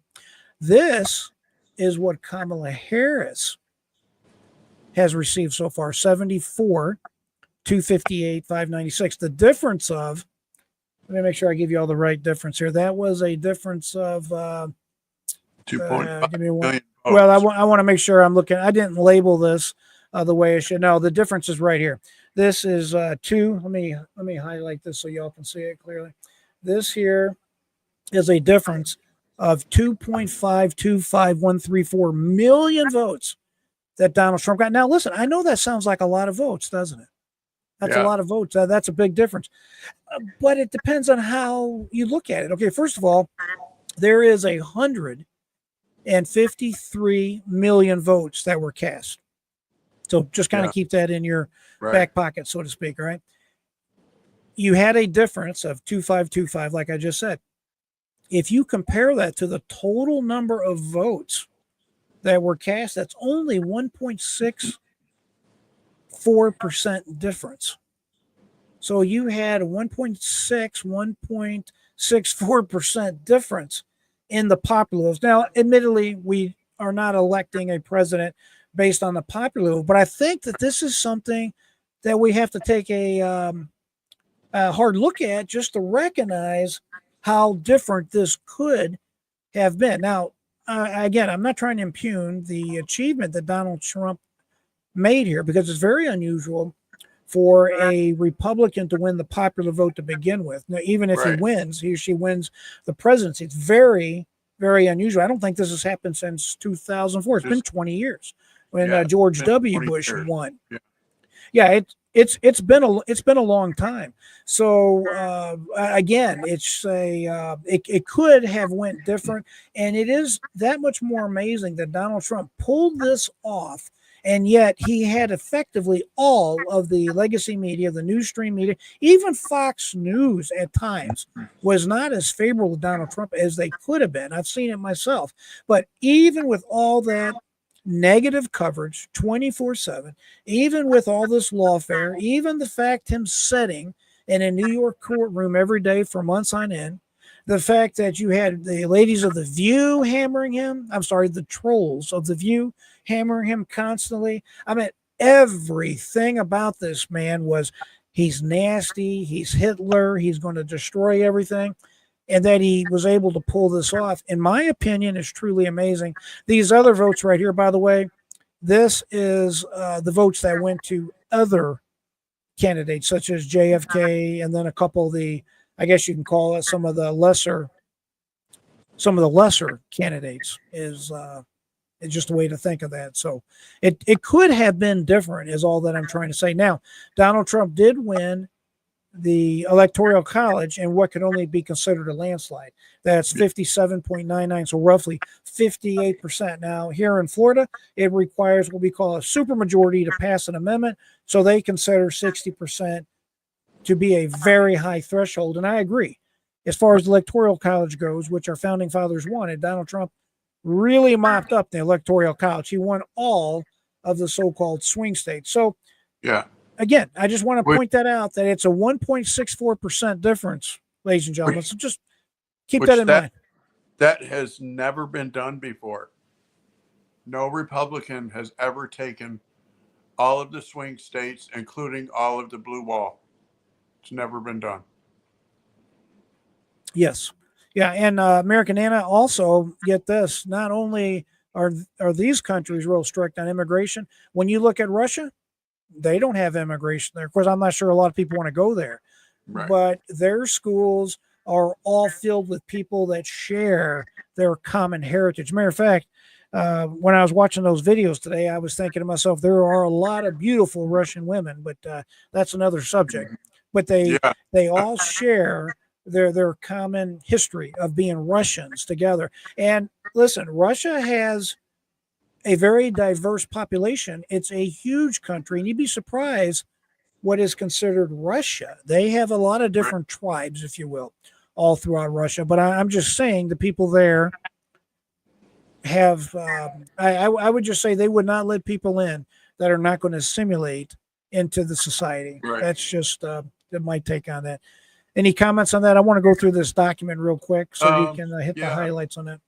Russia is twice the size of the United States and has half as many people. Absolutely. We've talked about that too, just how serious it is with as far as the world is concerned, ladies and gentlemen, with the population crisis that we're having. You know, when I was a kid, we were told that we were overpopulated. We might run out of food. I'm sure you remember this, Mark. Yeah. We were in dire straits. China had that one child policy. It was strictly and brutally enforced. And of course, now they're reaping the consequences of those terrible decisions. They think, for example, China is going to go from, I don't know what it is, 3 or 4 billion people to a population in the next 30, 40 years that's going to be less than what the United States has right now. Can you imagine that? Right. 350 million people only in China? That's tough to deal with. What do you think? Yeah, were you trying to make a comment? It's going to be less and less, and that's why they are trying to expand into these other countries. Take Taiwan, take the Philippines, take this country, that country. Because that's one of the reasons that that Putin took all the kids out of Ukraine. Remember all that? Yep, all these kids were rounded up and then effectively adopted back into Russia. That is one of the reasons they're trying to increase the population. I know a lot about Putin and Ukraine that we can talk about in another stream. All right, that sounds fair. Let's go ahead and take a look at this with me, Mark. Let's dive into this document. Obviously, you can tell, city of Monterey, California. This is dated November 20th, 2024. Now, this has to do with the police report on the nomination of Secretary, or hopefully Secretary. He's nominated to be the Secretary of Defense. All right. It says the city of Monterey provides this response. Someone filed a public records request. This individual here, it was a news request, KSBW. So that's why we have this information in case you are curious. So here is the information. They did redact some of it. They said that Kaiser Permanente report and audio recording, photographs. They kept some things, as you'll see, redacted, because just like here in Florida, we have a very open and detailed what we call Florida sunshine laws that give just regular individuals access to all kinds of government documents. But when it comes to like private information, social security numbers, this type of stuff, they will redact those. So I just kind of want y'all to know what we're looking at here. So let's go ahead and take a look at this police report. This is the actual police report. This is dated October 12th, 2017. Now, let's see, they got the time here at 12:23, but that really doesn't matter. And it's concerning Peter Hegseth, aka Pete Hegseth. All right, we have date of birth, phone number redacted. Now, the offense is alleged is rape, victim unconscious of the nature of the act. So they're just going with a rape, and it allegedly happened at one old golf course road. It is it's like I know it's a golf course, but it's basically like a entertainment lounge that is right there.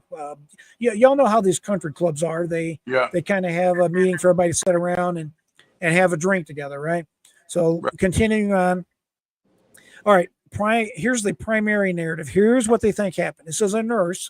So this alleged victim is a nurse at Kaiser Permanente, and she reported suspicious circumstance to have occurred. That's another thing too. I don't know how comfortable I am that any individual, other than a minor perhaps, can bring forward an alleged claim of a crime that you committed, yet that person does not have to go public with their name. And I get it. It's an alleged rape victim. But the problem I have with this is just by blocking this information out, just by concealing the person's name, I think psychologically it puts it in people's mind that this is already a victim. And before anybody jumps on me about this, I'm very sensitive to this. I have 4 daughters, 1 stepdaughter in addition to that, and I have 3 sons. So I have 7 natural children, and like I said, I have 4 daughters. So I'm very cognitive of the fact that we have to protect women, especially from these horrendous crimes. I mean, this is something you cannot tolerate as a society. At the same time, I have sons. I'd hate my son to be Pete Hegseth, and he's kind of looking at being nailed to the cross, and the woman making the allegation doesn't even have to reveal her identity. Right. Right? You feel me? Yeah. Okay, so let's continue through this here, and then we'll talk about it. It says that after a patient, I want to back up. A nurse at Kaiser Permanente, because it's redacted, I read it wrong. I think, and we'll read through it and see how this plays out, but I think the report's coming from Kaiser Permanente. And if y'all don't know Kaiser, it's a HMO health facility. Reported suspicious circumstance to have occurred. It's the Hyatt Hotel on One Golf Course Road, Monterey, after a patient came in requesting a sexual assault exam. The patient was allegedly sexually assaulted at the Hyatt Hotel. Yeah, the thing that's weird too, this is a married woman, the alleged victim here. And you know what I'm thinking, between Saturday and Thursday, I'm not sure what a rape kit's going to show, if you know what I'm saying. Right. But I digress. I recommended this case be forwarded to investigators for their review. On 10/12/17 at approximately 12:23 hours, I received a telephone detail from nurse at Kaiser, informed me that a patient had come into the center requesting a sexual assault exam. Said the patient wished to be identified as Jane Doe, and said that Doe was in Monterey between 10/7 and 10/8/17, staying at One Golf Course Road, the Hyatt Hotel, for business. Said that at some point late at night on 10/7 or early that morning, Sunday morning, Jane Doe was at the Hyatt consuming alcohol with coworkers, and said Doe was not sure but believes that something may have been slipped into her drink, as she cannot remember most of the night's event, and said that Doe remembers being in one of the coworkers' hotel rooms and remembers being okay. You guys know what I'm saying, that Yeah. they had relations. Okay. And if you guys are again wondering, I have to be careful of what Right. I say. It is YouTube and it's a family show. Moving on, it says Doe, allegedly, Doe could not remember whether or not any, uh, penetration occurred. She believes that she was assaulted at that time. It said that Doe had then returned to her home and had come to Kaiser Permanente on 10/12 to request the assault exam. Said that she was reporting this incident. She was a mandated reporter. So we're familiar with the mandated reporters. Basically, if you're a professional in a whole list of certain fields, if you know of a crime, one of my daughters is a teacher, for example, in I believe she teaches sixth grade. If there is ever suspicion of child abuse, for example, she's a mandated reporter. She has to file a report with the police as to what her suspicions are. Okay. So Right. that's what this is. It was a mandated report, said that she was going to refer Jane Doe to the emergency room for an exam. She asked Jane Doe if she'd like to speak with the Monterey Police Department concerning this incident, or if she would be willing to come back to the Monterey Police Department to discuss it. It went on to say that Doe was not sure what she wanted to do at this point and did not even want to disclose the suspect's name at this point. Said that Doe simply wanted to want the examination done at that point. Let me check these dates here. This is she went in. Yeah, she didn't go in till that following Thursday, is what I'm understanding. So just want to make sure we keep Okay. our dates straight. She goes, I informed blank that I would not document or that I would document her statements in the sentence with a suspicious circumstance report.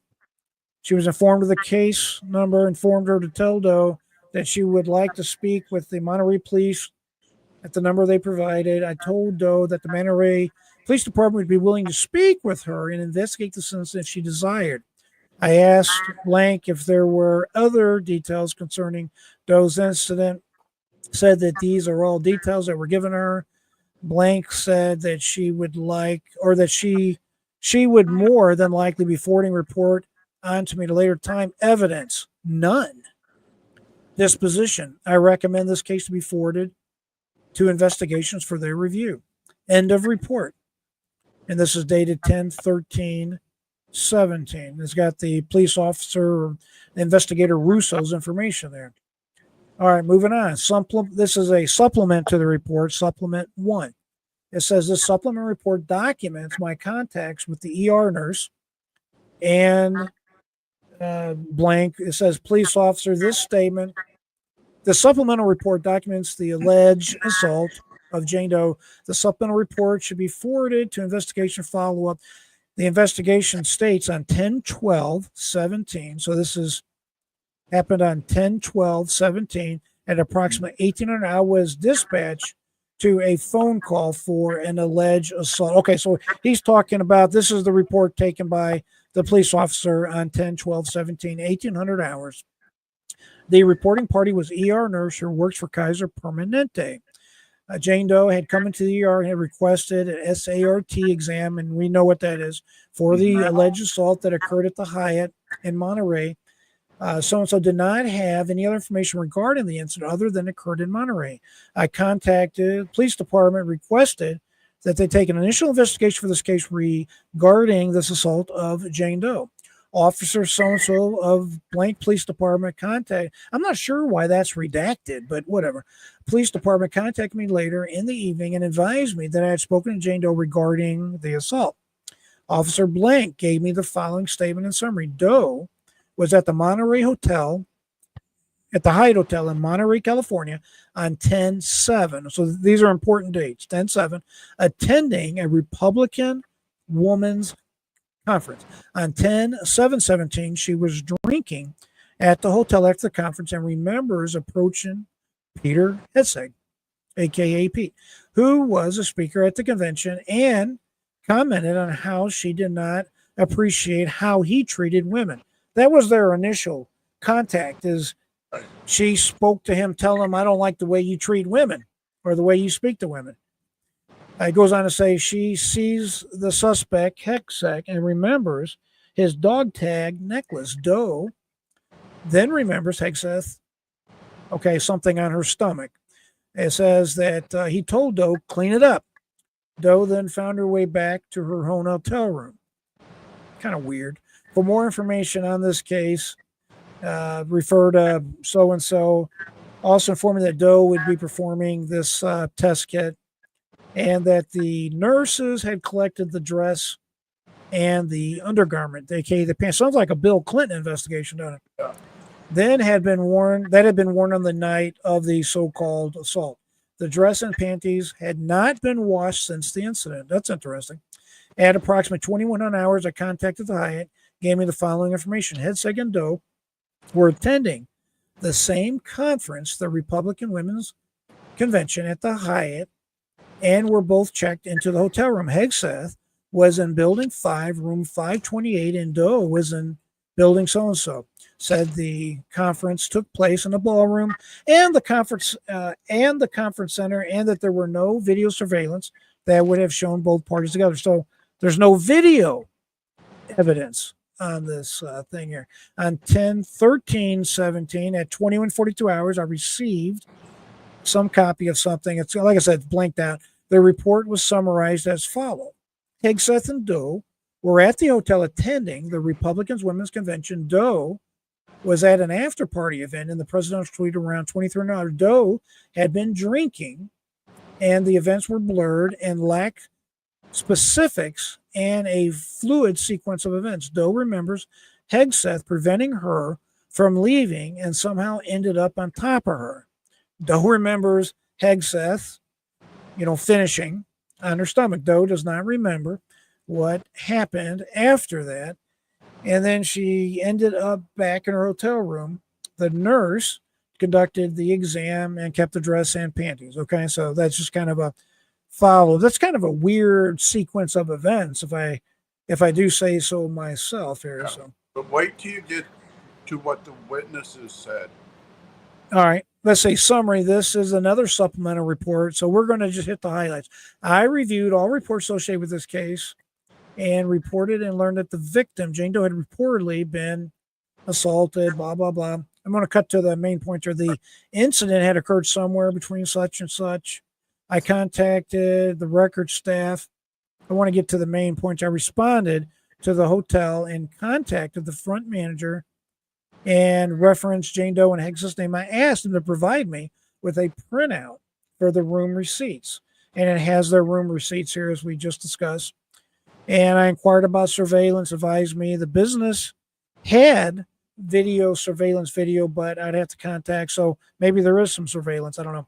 I contacted Jane Doe via telephone, introduced myself to Jane Doe and advised her that I was assigned her case. I asked Jane Doe to tell me about the incident, additional information she might have told the police officer. All right, Jane Doe is married to blank. Jane Doe, it's got a lot blanked here, and said most of the members are women that are retirement age. The Federation has a biannual conference in 2017. Conference took place from 10/6 to 10/8/17 at the Hyatt Regency Monterey Hotel and Spa. There is a banquet and a keynote speaker. At the end of the conference, there's a party. The party held in several hotel suites that are joined together. Sounds like an invitation for a problem, doesn't it? It says Jane Doe said she was introduced to the keynote speaker, of course, which was Hegseth, on 10/7/17. At the end of the conference, Hegseth, the Fox News contributor, Jane Doe stated the banquet on 10/7 had gone longer than expected, and she had to go to the after party at the president's suite. The president of the Federation was blank. It says Jane Doe stated she consumed a small amount of champagne. I have heard that before, by the way. And that after the party, Jane Doe does not remember drinking hard alcohol. Jane Doe stated Hegseth was at the after party. Several people had attended the after party, and people were coming and going from suite to suite. Jane Doe stated most of the members wanted to talk with her because she was an advocate and was very busy talking with members of the Federation. Just as a side note, there's no way in the world I'm going to let my wife, my girlfriend, going to be alone late night, bouncing hotel room to hotel room and drinking. Doesn't that just sound like a terrible idea? Yep. Jane Doe stated she remembered going to the Knuckles Sports Bar. That was the name of the sports bar. Knuckles Sports Bar is a bar attached to the hotel. Jane Doe stated she was with a group of women when she attended the bar. Jane Doe stated that's when things got fuzzy. Jane Doe remembered being at the bar. Hegseth was also at the bar. Jane Doe remembered being handed one drink by the bartender, but does not remember how many alcoholic beverages she had. Jane Doe got stated during the evening she was in contact with blank at blank number, and that, we have their text messages coming up. That's kind of interesting too. Jane Doe stated she had consumed much more than normal alcoholic beverages throughout the day. So she's kind of going back and forth. Earlier in one of the reports, either she hadn't drank or drank very likely. So we can already start to see some discrepancies there. Jane Doe stated she observed Hegseth acting inappropriately with the woman at the conference. Jane Doe would rub the women on the legs, and Jane Doe thought that his actions were inappropriate. So he was doing what? He was acting inappropriate by rubbing the women on their legs. Huh. That's inappropriate? No, I'm joking. I can't imagine how that would be. What's he doing? Just going woman to woman, rubbing legs? Wouldn't someone say something? That don't sound right to me. I got to let Go ahead, Mark. I'll be right back. Oh, yeah, go right ahead. I'm going to read further into this. The women thought Hegseth was dreaming. Let me back up. Jane Doe had texted that to Hegseth. So this was the start of their little fight, and that Hegseth was giving off a creeper vibe. The woman thought Hegseth was dreamy and wanted pictures of Hegseth. Jane Doe stated she had also taken a picture with Hegseth earlier today because people were commenting blank about Hegseth. Okay. Jane Doe stated she remembered walking out of the bar and assumed Hegseth followed her because she argued with Hegseth near the pool. This is when they allegedly had their argument around the pool area. That we talked about that earlier briefly. The argument was about Hegseth's actions with the woman at the conference. Jane Doe remembers Hegseth telling her that he was a nice guy. Jane Doe stated the next memory she had was when she was in an unknown room. Jane Doe did not know where she was and how she got to the room. Hegseth was in the room with her. Jane Doe remembered having her phone, and Hegseth inquired to whom Jane Doe was texting. Hegseth took her phone from her hand. Jane Doe stated she got up and tried to leave the room, but Hegseth blocked the door with his body. Jane Doe remembered saying no a lot.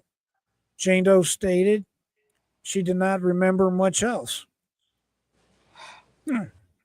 Sounds like every type of story that you hear like this. Yeah. Some things are somewhere, I don't know. Jane Doe's next memory was when she was on a bed or a couch and Hegseth was over her. Hegseth's dog tags were hovering over her face. Hegseth was bare-chested, but Jane Doe, I feel like I'm reading one of those Harlington romance. I don't know. Yeah. Except it doesn't have a romantic ending, I guess. Not in the traditional sense. Hegseth was bare-chested, but Jane Doe does not know if his T-shirt was completely off.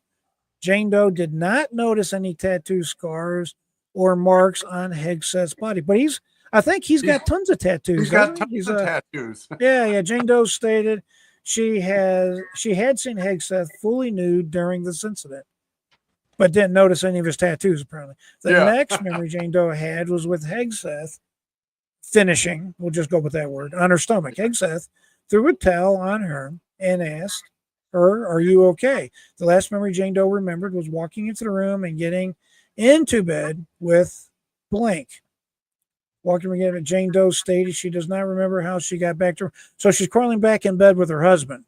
All right. Yeah. Jane Doe stated she woke up in the morning, took a shower before going to work. The incident, so she didn't even shower. No, never mind. The incident involving Hegseth did not dawn on Jane Doe until she was home on Monday. Am I the only person that thinks that's odd? Yeah, That's odd. odd. Monday, Jane Doe. Wait a minute. She went back to her room and got in bed with Blank. Yeah. So went her home on Monday. The way I'm So interpreting this, and I was not aware of. Give me 1 second now, and I'll listen to you. Yeah. The way I understand this is that she is staying with her husband in their room. She goes to Hegseth's room. Whatever happens, and then she goes back to her room and crawls in bed with, I'm assuming, her husband. Now, what were you saying? I said, was she not there with her husband?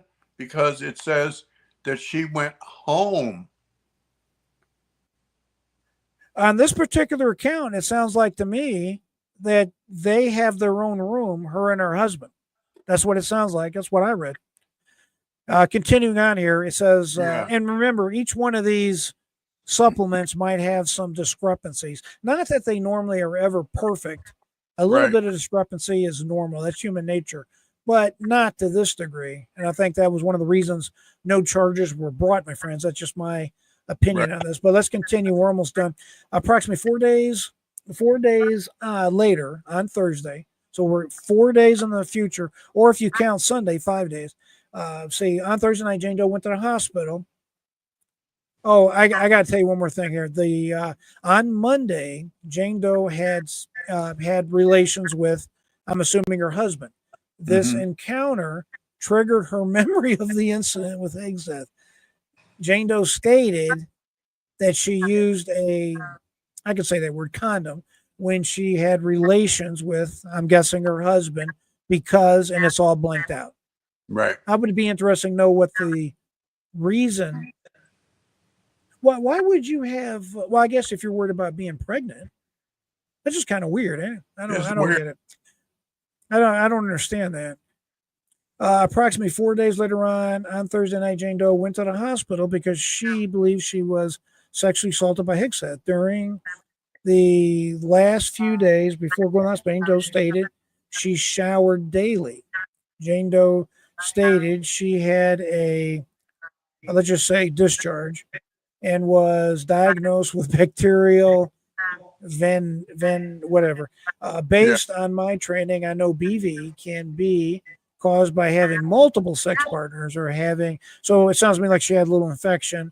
There were other factors that cause BV, but they are not limited to SEX transmitted diseases and douching. Right. Jane Doe stated she does not douche. This is so nasty, right? While at the hospital, Jane Doe had given the clothes she wore on 10/7/17 to the police department. The clothes were not washed prior to having been given to the police department.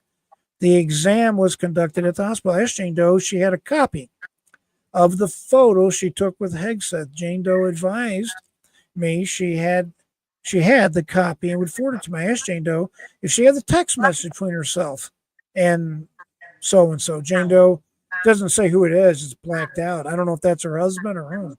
Jane Doe advised me that she had the text message and would send me screenshots of the messages.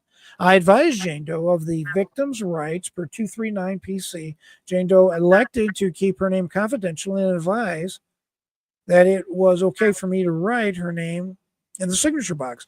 I later sent Jane Doe my business card, case report number, and Marcy's card via U.S. mail. I think Marcy's card is like Marcy's law.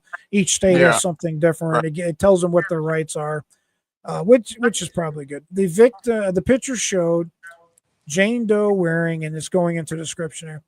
Probably not releasing that because you can go back and look at pictures from the conferences and you'd be able to identify her, would be my guess.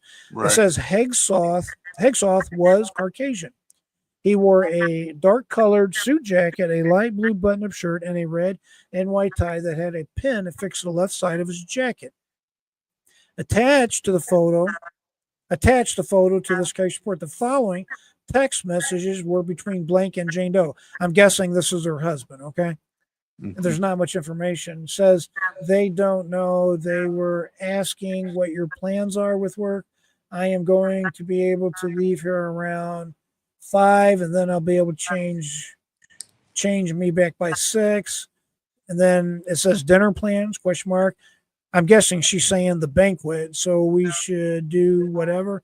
Yeah, I'm on the way to you. I'm not sure who are the participants. No, they left a few minutes ago.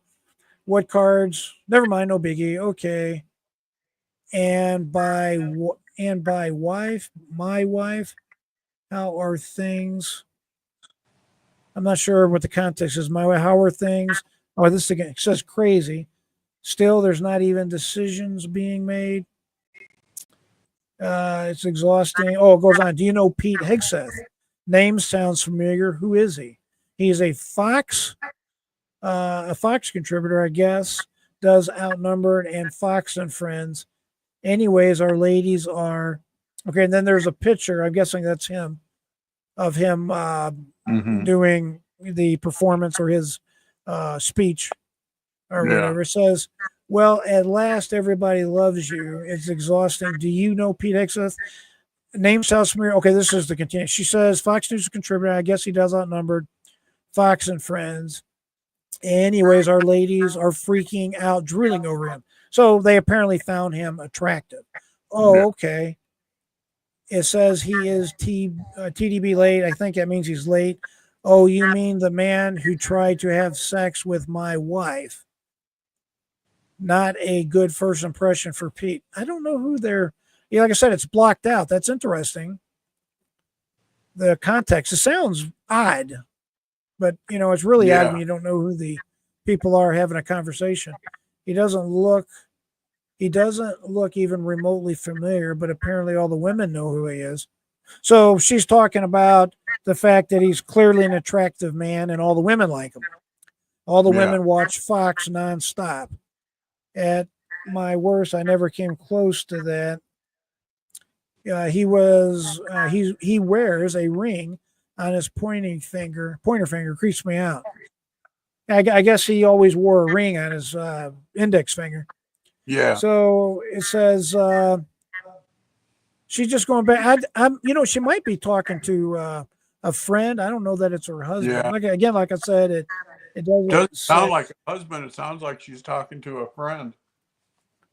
And it says Pete. It's obviously a male friend because he said, "Oh, the guy who tried to have sex with my wife." Yeah, it says. Now this might be her husband. It says we are on ways, and I mean now. It says, "Hi, baby, still at blank party. How is it? How's it going there? I certainly hope you are sleeping. I'm still at some party, and we're going strong." Oh, this is 12:35 at night, so I guess this is the time of the encounter. It says, "Okay, well, I love you so much. I'm headed for the bar. CFRW, ladies, missing you." This must be her husband trying to talk to her, I'm guessing. Hey, beautiful. This is her. And they tried to block this, but I can still read it. It says, "Hey, beautiful. I did fall asleep, but woke up." It says, and he continues, "Have fun. Love you so much." And then she says, "OMG, I have so much to tell you." And then he smiles. And she goes, "This Pete dude is a TBD, too cool." That was earlier in the night. It was 8, I think it says 8:30 something p.m. It says, "Oh no, how's that? I'll tell you about it when I get back, hopefully soon." Holy smokes, lady, I don't remember the last time you were socializing nearly to 2 a.m. Says, "Ha, I know, I got to make sure of that or something. That's faux doing okay, my love, worried about you." I says, "But my dumb watch was plugged in all night and I only had some. Dude, it doesn't sound like to me she's contacting him that something's been wrong. It seems like she's, if this is her talking to her husband, it seems like she's trying to justify the fact she was gone or Right. that she was out for a rendezvous. I mean, if I'm Right. reading it right, I got to be clear. It's heavily redacted. Yeah. It's difficult to read, but I think I can already tell you why they never filed charges on this particular thing as of right now. Before I go any further, we're almost done with that. Let me just see if there's any more comments on here. I don't want to miss anything. We have, let's see, Matt, blonde hair, blue eyes, famous guy. Hey, okay. See, no, I don't think so there.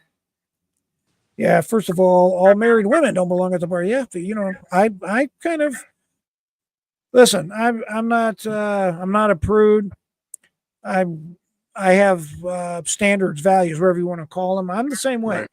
And you know, my girlfriend, my wife, whatever. There's no way in the world she's going to be at a bar at 1 o'clock in the morning drinking. At least without me being there. I can Right. assure you that. I mean, folks, what can go wrong? You're a grown woman. You're at a bar that apparently, you know, everybody's there drinking. You have, I don't know if the rooms are still connected and that's an option they can go to or what. But you know what? What good can come from that? You're a married man. You're a married woman. And you're drinking late night in the bar. Call me stupid, folks. Call me naive or silly. If you want to stay faithful in your relationship, that's probably not a good idea. Oh gosh, yeah, Matt, you're so hilarious.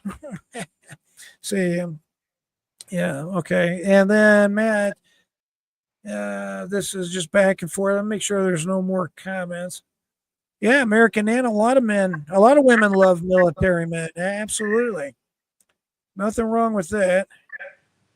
All right. He was acting like a single man. Yeah, I agree with you on that too. He's a married man. I'm guessing his wife was not there with him.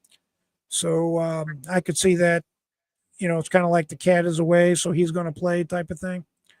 Oh, yeah. American Anna said what I just said. My father always said nothing good happens after 11 o'clock p.m. That's absolutely right. And it does sound like a romance novel. I totally agree with you guys on that.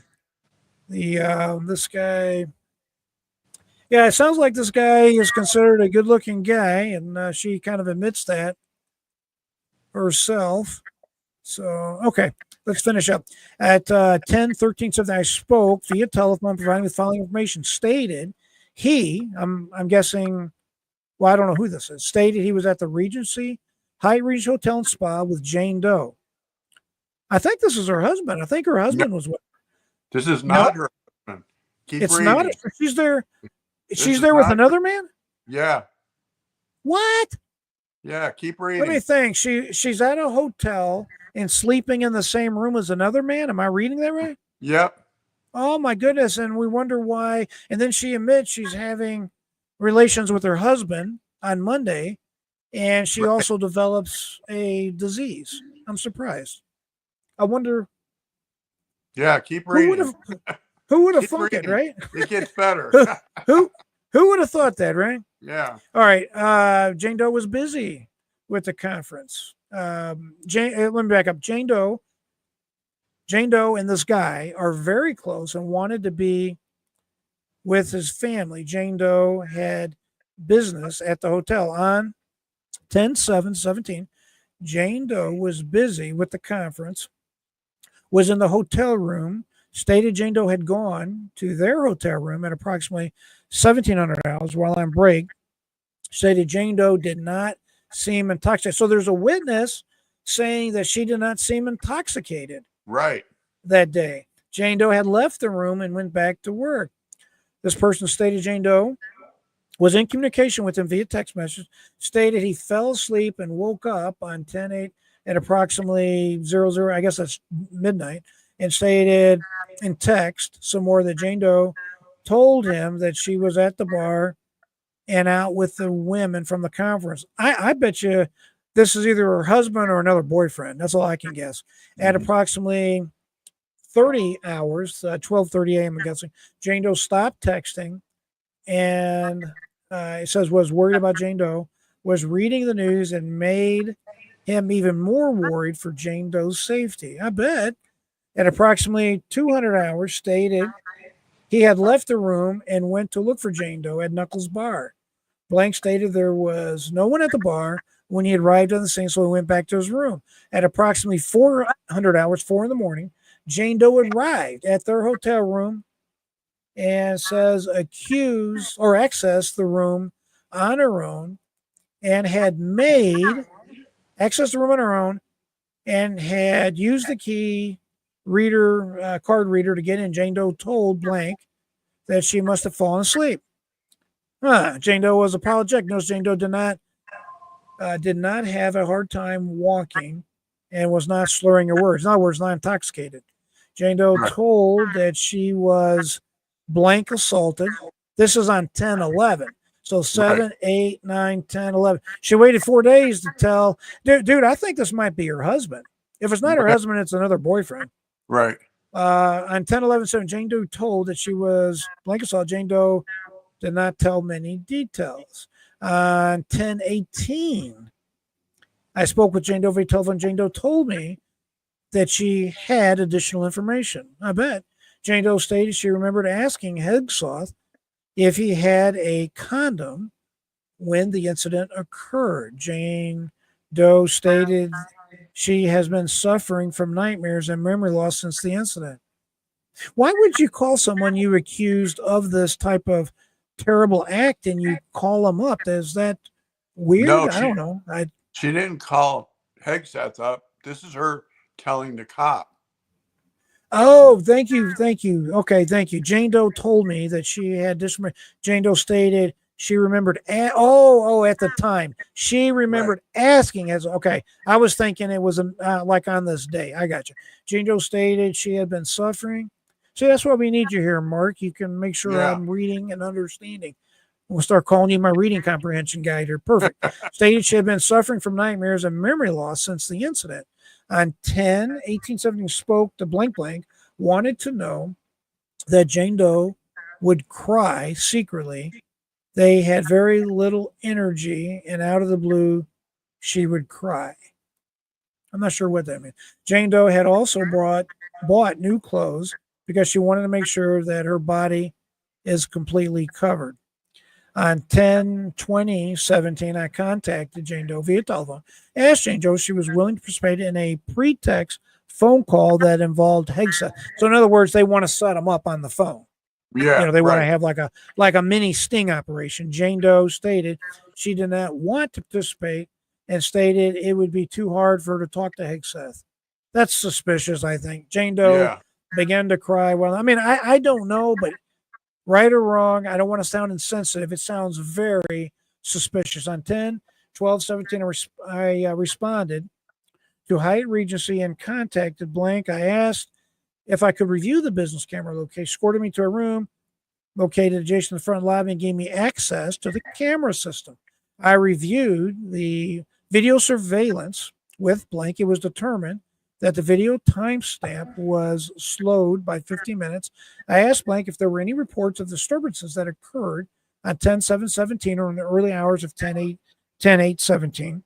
So-and-so references the hotel security log and located documentation of a disturbance between two individuals near the pool. That, of course, was their interaction at the pool.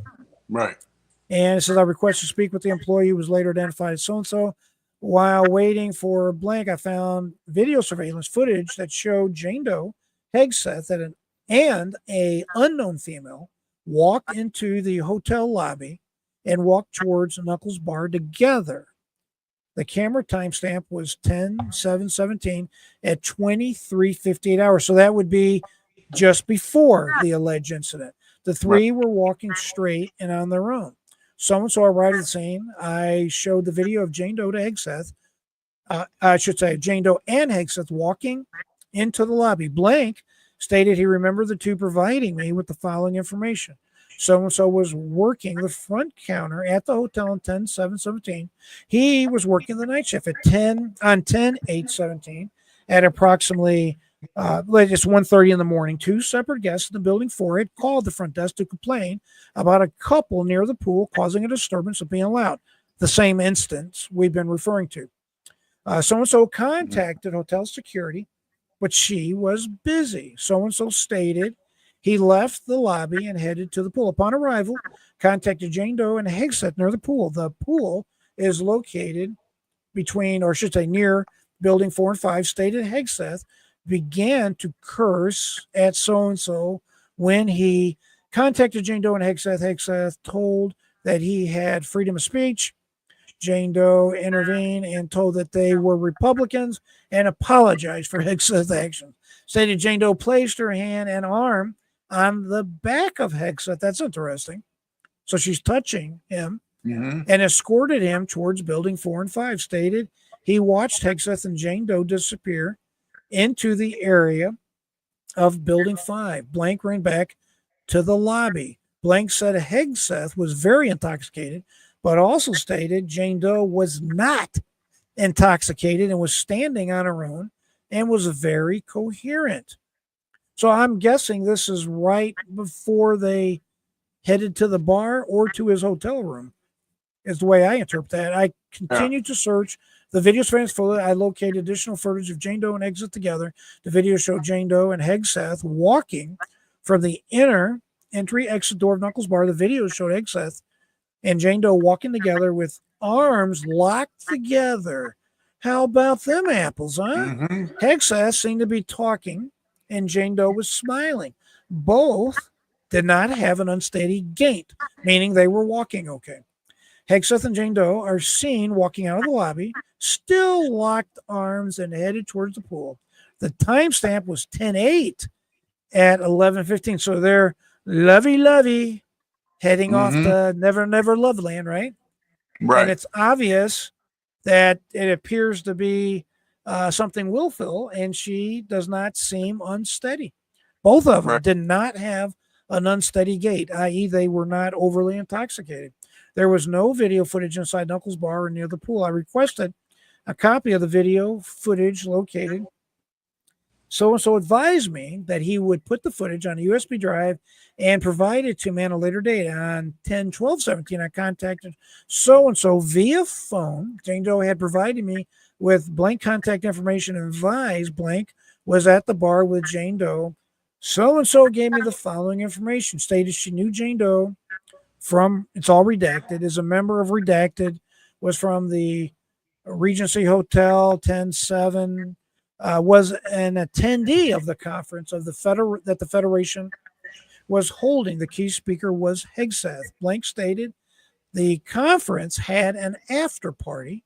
Remembered witnessing Jane Doe consume a glass of champagne and some vodka at the after party. Stated Jane Doe did not seem intoxicated, but had a buzz. Blank stated a group of people went to Knuckles Bar after the party. Part of the group was Jane Doe and Hegseth. Stated Jane Doe and Hegseth were in their own group of conversation while at Knuckles Bar. So-and-so witnessed Jane Doe and somebody flirt with Hegseth. So they're flirting with him, apparently her and some other woman, right? The flirting consisting of touching of the arm, the body or the arm. Interesting. It goes on to say, stated she was sitting at the bar, did not hear Jane Doe and Hegseth's conversation. The three of them sat together were excluded in the conversation. Redacted did not know if Jane Doe and Hegseth left the bar together. Stated she saw Jane Doe had one alcoholic beverage at the bar. Stated Jane Doe did not seem intoxicated to the point where she would not be able to care for her own safety. Jane Doe was coherent. Interesting. On 10/21, so this is after the alleged event, I received copies of the video surveillance footage from so-and-so via email. They downloaded them as evidence. I was advised why I was contacting the sports. Stated she is an affiliate with blank. She attended the conference at the Hyatt Regency Spa Hotel. Was asked at the conference if she had contact with Jane Doe or Hegseth. After the conference, there was an after party at the presidential suite occupied by blank. It was a birthday party for blank. There were several suites associated to the after party. And this is consistent with what we've been reading and what we've been hearing, right? It says the photo was later sent to Jane Doe via email, was referring to the picture attached to this case report. There were alcoholic beverages at the after party. Blank stated a group of individuals left the after party and headed to Knuckles Sports Bar. Redacted stated she wore blank and walked into the hotel room with Hegseth Jane Doe prior to entering Knuckles Bar. Was the female seen on the video with Jane Doe and Hegseth while at the bar? Hegseth sat next to blank. They had drinks at the bar and conversed. During the conversation, stated Hegseth placed his hand on Redacted's knee. Redacted made it clear that his hand was on her knee and was not acceptable. Despite the touching, Redacted stated she was not uncomfortable. Redacted stated Hegseth had invited her back to his hotel room. So he's apparently hitting on anything with a pulse. You know what I'm saying? That's the way I read that. Stated she politely declined, and this woman declined his invitation. Goes on to say Redacted stated she gained the attention of Jane Doe and had Jane Doe had become a crotch blocker. That's terrible against the credibility of Jane Doe. Right. Yeah. You know what they're talking about there? She's interfering with her attempt to be with Hegseth's the way I read that. A crotch blocker, it tells you, is a street name used to describe someone's action used to prevent someone from having relations. By having Jane Doe join the Hegseth conversation, I was hoping that Jane Doe's presence would detour Hegseth's attempt to have relations with Redacted. The bar began to close, and Redacted left the bar, stated a group of people left the bar together, did not know if Jane Doe and Hegseth were among the group of people. Redacted stated she did not pay attention to Hegseth and Jane Doe when she left the bar. Redacted stated Jane Doe did not look or act intoxicated when she last had contact with Jane Doe. Redacted walked back to her room and talked to her roommate. Redacted told her roommate, later identified as Redacted. Now Hegseth touched her knee and asked her to go back to his room. Later that morning on 10/8/17, Redacted attended the conference and saw Jane Doe. Jane Doe did not seem any different and was her normal self. Jane Doe did not act like someone who had a hangover. Interesting, huh? The plot thickens. Redacted provided me the phone number. On 10/26/17, I contacted Redacted via telephone. Stated she was at the Hyatt Regency Spa Hotel on 10/7/10/8. She had shared a room with Redacted. On the early morning of 10/8/17, arrived at their hotel room and told her that a group of people from the conference went to the bar. At the bar, Redacted and Hegseth engaged in conversation, told Hegseth that asked her something to the effect of wanting to go back to her room, so-and-so declined. There was also a mention of Hegseth placing his hand on Redacted's knee. 10/26/17. I had contacted Hegseth via telephone. Hegseth provided me with the following information. Hegseth was a keynote speaker at Redacted on 10/7/17. The conference/fundraiser was held at the Hyatt Regency Spa and Hotel. Hegseth was also a guest at the hotel. After the conference's fundraiser, there was an after party in the hotel suites. There was also a birthday celebration. Alcohol was provided at the after party. Hegseth stated he did not drink hard alcohol, but consumed beer at the after party.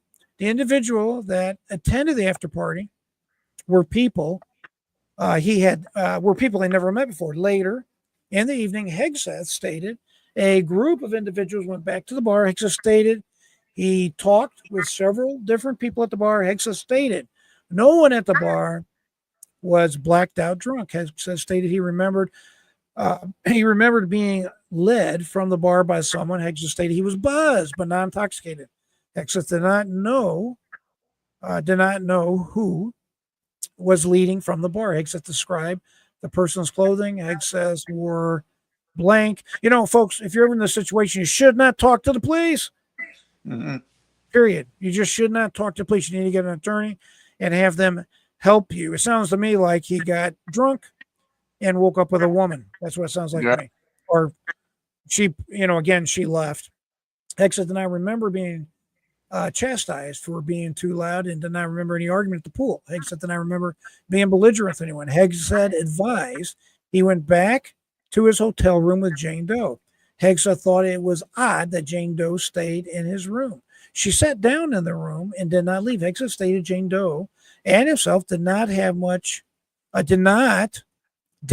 do much talking at the bar. Hegseth stated he did more talking to a redacted woman at the bar. Hegseth stated Jane Doe might have felt she was in charge, and I had led Hegseth to his room. Hegseth stated that there was nothing in his mind that he thought was going to take place with Jane Doe, and that he was going to take Jane Doe home, and stated, quote, "It's not even a thought," end quote. He might have thought that with someone else, but not with Jane Doe. So apparently he was interested in someone else. Hegseth stated he was confused by Jane Doe staying in his room. I bet. While in Hegseth's hotel room, he stated things progressed between himself and Jane Doe. The interaction between Hegseth and Jane Doe was consensual. Hegseth stated there were a couple of times that he had made sure Jane Doe was comfortable with what was going on between the two of them. Hegseth stated that they had always had conversation, was always consensual contact between the two of them.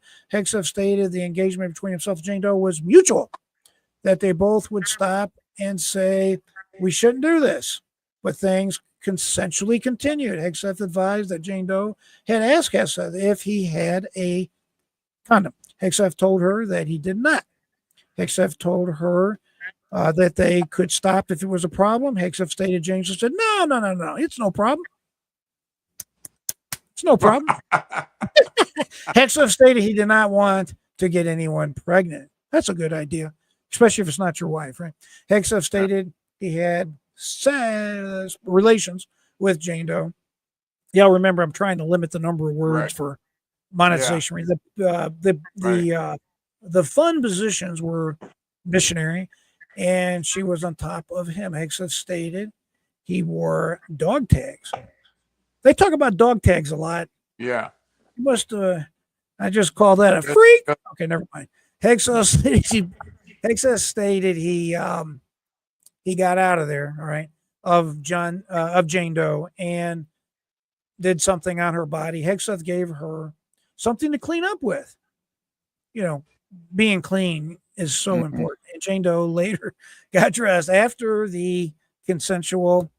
Hegseth stated it was very early morning, and there was a very clear conversation with Jane Doe. Jane Doe stated she would tell her husband that she had fallen asleep on a couch in someone else's room. Hegseth continuously asked Jane Doe if she was okay, because he did not want Jane Doe to get in trouble. Hegseth told Jane Doe that she did not have to worry about him saying anything. Hegseth stated Jane Doe showed early signs of regret. Yeah, I bet. Hegseth did not elaborate on the signs of regret. I provided Hegseth with my contact information and a case report number. The contact with Hegseth was recorded, and the recording was attached to this case report. On 10/27/17, I received a call from Hegseth. Hegseth wanted to add this to a statement. Hegseth stated that after he had relations with Jane Doe, he told Jane Doe that she could take a shower, but Jane Doe declined the offer.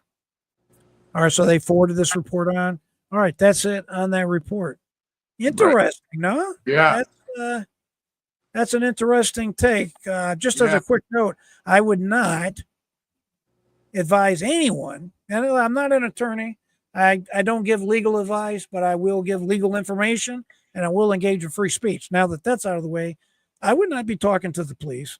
If they're conducting an investigation, someone's making a accusation that you've committed some type of crime. And what about this woman, dude? Yeah. She's got a husband. I think he's staying at the hotel with her. He wakes up and she's gone. And she goes back and lays with him. She stated she never took a shower till the next day, I guess. Right. And then she had relations with her husband on Monday. I'm not trying to judge. I'm just saying Yeah. it sounds weird. It sounds odd. Yeah. There sounds like there's some, there just sounds like there's something missing there. Let me check our comments real quick. Matt, I bet. Let's see, real, we have to live in reality. Yes, Matt, you're exactly right, my friend. Nana agreed. Okay, puppy break time. Matt, whoa, fantastic. I have to sleep. This was fun. Good evening. Matt, you are the bomb. I don't know if you're still in the chat or not, but man, thank you for being such a kind and generous contributor to the channel. I really appreciate it. And Nana, you're the same way. You are both great friends of the channel, and I sincerely appreciate it. If you're watching this later, thank you. Thank you both. And I will make sure in our next meeting, Lord willing, I will definitely bring this to, I will repeat the what I just said. So give me some thoughts on this, Mark. What are you thinking about this whole thing? What sticks out to you looking back at this thing here? What sticks out to me is that it appears that she was either at the conference with her husband or with another male friend. Right. That's my takeaway too. Because I'm leaning on the side that this is her husband. I keep going back to at the beginning, the text message that where he said, "Oh, the guy who tried to sleep with my wife." Well, that's right. That's right. Yeah, and I would have to relook at those text messages again. If I get time, I will do just that, and we can maybe talk about another conversation, see if I can't put a better timeline on it and kind of get some thoughts on it. But go ahead. What other observations do you take away? Just, this is the observations of an individual out at a conference around some pretty women, and the women are coming on to him rather, and it appears like he had a weakness because he states that he was interested in the other woman, not in Jane Doe. Yeah. I agree with you on that. Because of her staying in the room, he said he felt it was odd that she stayed in his room. All right. I think that's a good point. Quickly, American Nana said, like I said, hush money. Yeah. I agree. That's exactly what that payoff would have been for. Usually, you don't have relations with someone who creeps you out. That's an excellent point. Right. The Jane Doe, the redacted alleged victim, stated earlier that basically Hegseth creeped her out. Remember? Right. So that is kind of unusual. And judging, I would say my take is this: judging by the witnesses, judging by the videotape that the police definitely have, looking at the statement that Hegseth gave the officers investigating this, it seems to me that this woman had a consensual encounter with him. I think that's probably the easiest way to say it. I'm guessing she was probably intoxicated. We all know how it is when we're intoxicated. Our inhibitions go down. Mm-hmm. You may be in a situation that you might regret. And at the same time, isn't this a prime example of why you do not put yourself in a situation where you can have a failure? I mean, I've always taught my kids this, not necessarily in relation to a subject like this, but, I don't care if you're trying to lose weight. It's probably a good idea not to stack your kitchen with all kinds of cakes and sweets and fountains of chocolate, environmental success. To me, that's just common sense, but I realize common sense is not always that common. But ladies and gentlemen, if you want to have a successful marriage, successful relationship with your partner, you need to engage in behaviors that are more likely to facilitate the outcome that you're trying to achieve. And what I'm talking about, of course, if this woman's trying to be faithful to her husband, or even Pete, Pete, what are you doing? You're married and you have a history of this type of nonsense. Right. it's probably a good idea not to go to the after party. And if Pete has a hard time controlling himself, it's probably a good idea to bring your wife along with you. Although I personally think that the individual number 2 that we were referencing was this lady's husband. I'd have to look at it again to cement my position on it, but I think that was her husband. But she had the presence of mind to have a rendezvous with Pete, and then she goes back to her husband's bedroom, unshowered. Yeah. I don't know, man. This is just icky, nasty. That's why Megan said, "Ooh, this is gross." Yeah, I think Megyn Kelly is right on. Yeah. With then, with that comment. Then after she read about the text messages, she looked up at the camera. She said, "This is just utter bullshit."